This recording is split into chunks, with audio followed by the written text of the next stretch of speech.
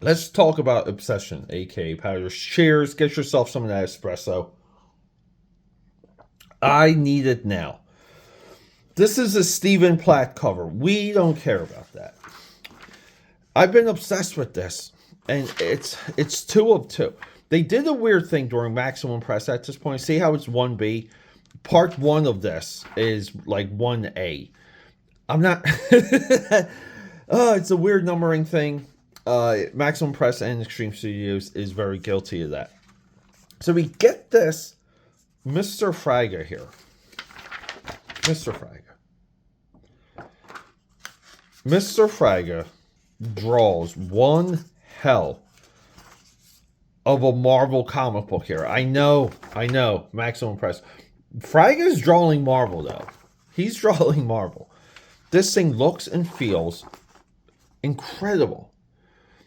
And one of the reasons why I've been obsessed with it, I've just been fantasizing about this, like, fact, this idea that he should have had a long career at Marvel. Like, this is the perfect audition. And you used to saying to yourself, Pete, this guy did draw, he drew Generation X and Black Panther and Wolverine. He worked at Marvel.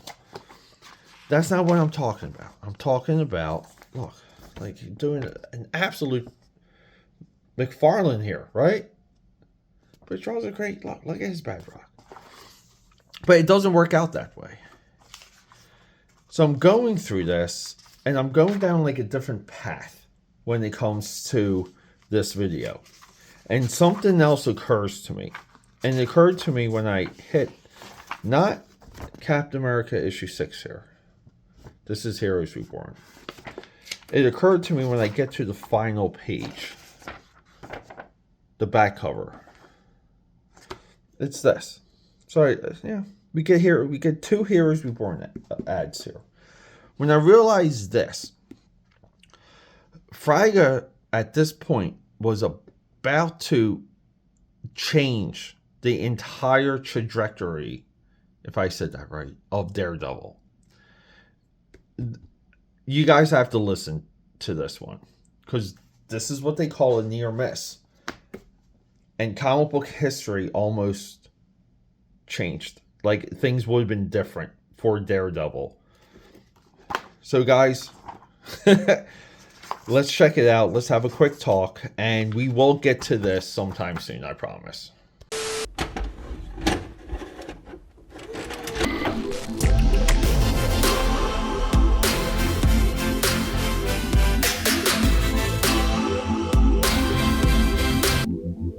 And there we go, AK Powders. We are back.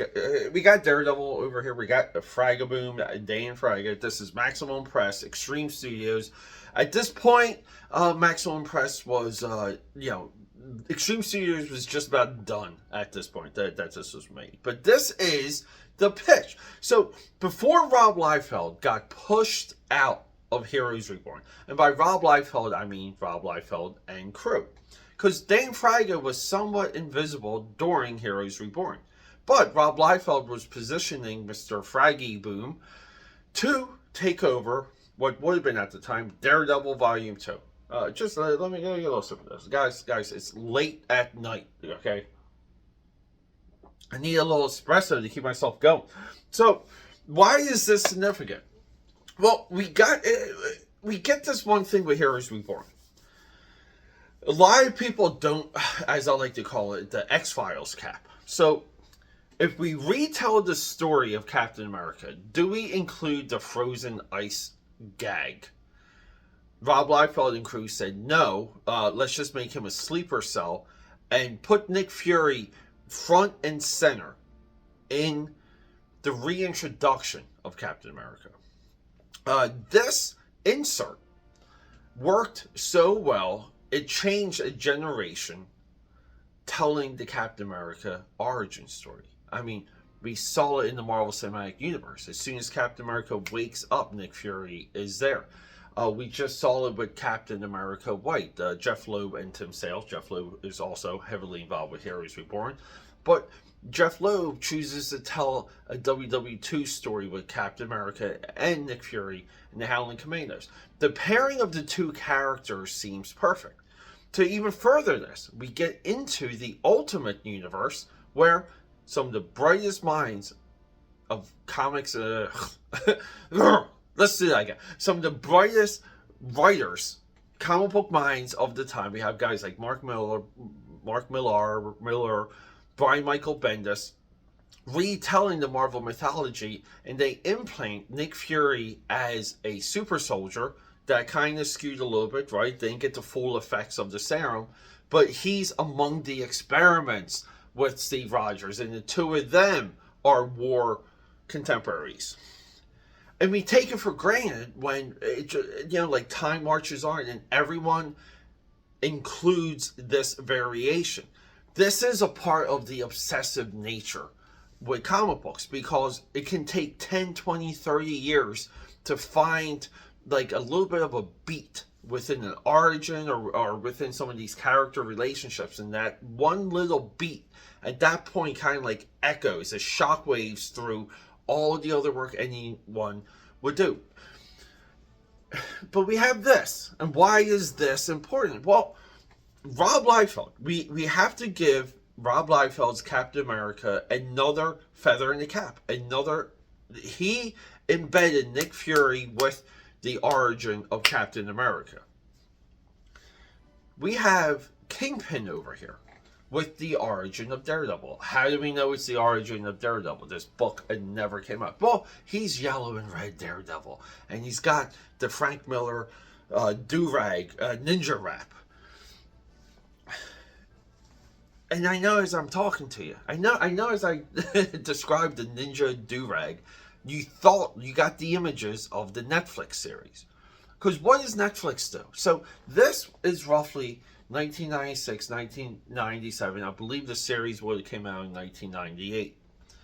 All the way in 2015, Netflix drops Daredevil Series 1, embedding the Kingpin with the origin of Daredevil.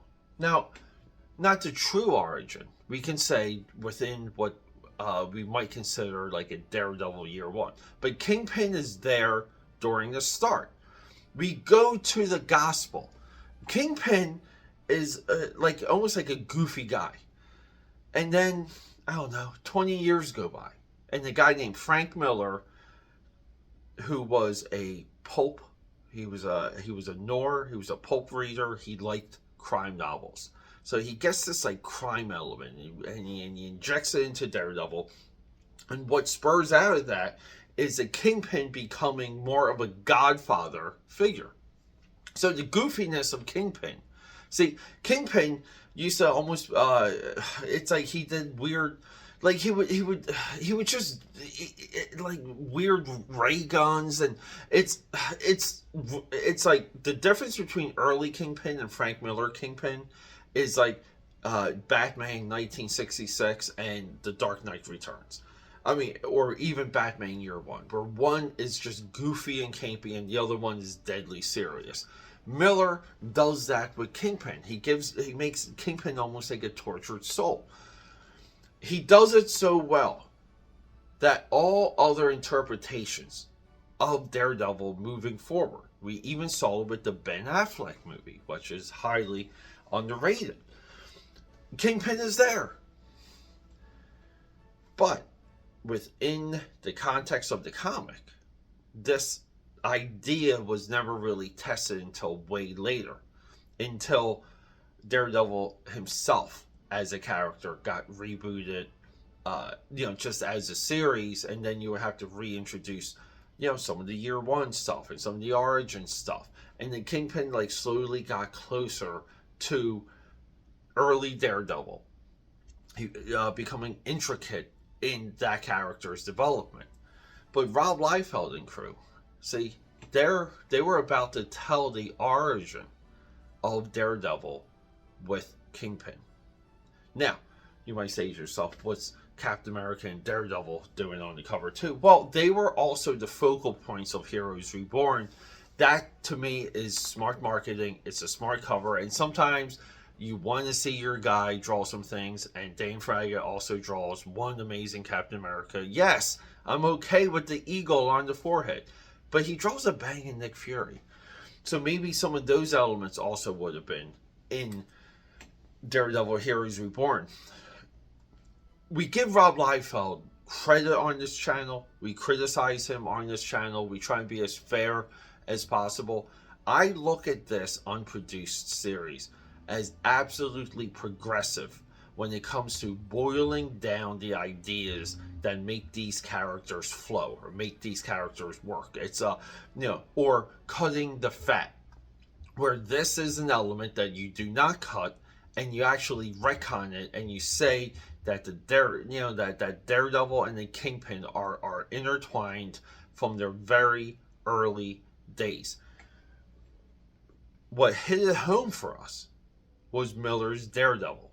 But, we don't care about that. We like visuals.